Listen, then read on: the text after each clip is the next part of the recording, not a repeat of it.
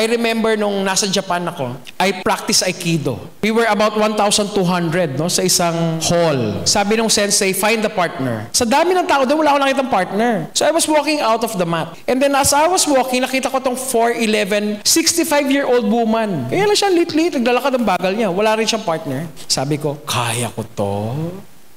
Kaya ko to. So inabol ko siya. Sabi ko, Sensei, can I practice with you? Sabi niya, hey!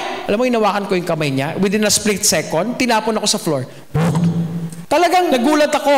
Sabi ko, ano nangyari? And then yung matanda nakatingin sa akin. Sabi ko, again, paghawak ko, I would bounce sa mat. Never have I been so tired in my life in 4 minutes. Tapos sabi ng old woman, are you tired? Sabi ko, no.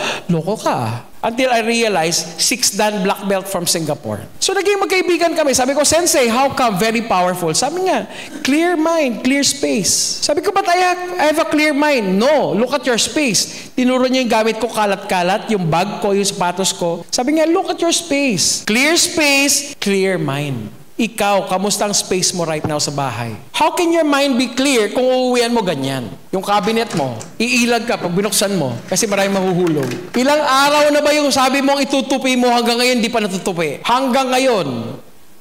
Pagod na, bukas na lang umaga. Until bukas, dagdag na naman. Cluttered space, cluttered mind.